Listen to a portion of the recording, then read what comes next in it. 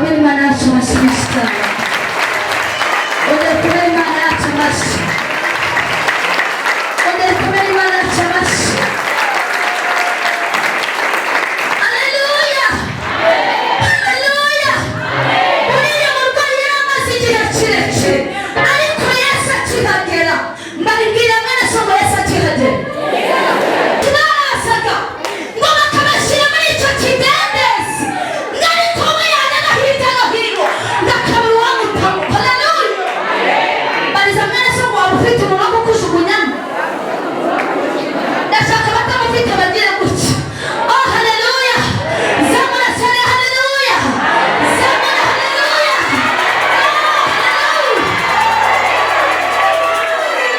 Ngo yerebaga hirya no hino. Yesu ashimwe cyane.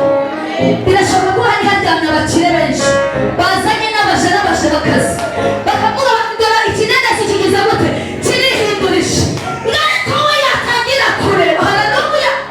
Iyo ikidendezi kirihindurizaga nibwo uwajyaga we yagira ngo yagenda gute yakiraga. Haleluya. Haleluya. Iyo kirihindurizaga uwatangaga undi kujyamo uwo mwanya wakiraga. Ngariko rwego hirya no hino ngakabura uwamushugunyamo ngariko Yesu ahageze. Mbwira mugenzi wawe ngo Yesu ahageze. Yesu ahageze yitembera yitambukira yitembereye. Haleluya. Arangije arahagera arangije akoresha itegeko aramubwira ngo haguruka wikorere iki.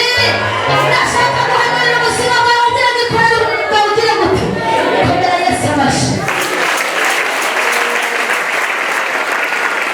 Yesu ahageze yitambukira asanga uwo murwayi ababaye cyane. Yesu amubonye amenya ko amaze igihe kirekire arwaye. Ati data uku nguku ureba iyo abandi baje bamuterera mu mazi yewe ngasigara maze Yesu aramubaza ati mbese ufite kwizera. Aramubwira muribwa mutware bwe. Aramubwira muribwa bushobozi bwe. Aramubwira muribwa mutware bwe. Ati ikorere uburiri bwawe wigendere. Yesu arashoboye komera Imana yacu amashyi. Haleluya. Yesu wacu arakora. Yesu wacu ashobora byose. Umuririmbyi arangije araririmba ngo Yesu arakora.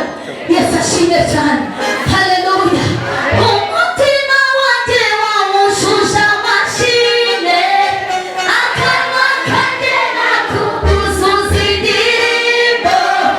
Aho byari bigoye waratabaye warakoze amenyo y'abasetsi warayanyishije urasetsa imbaraga zawe izitane urugagwamberaga wararujyamuye unyandikubiza mu mahera hawe. Komera Yesu amashyi.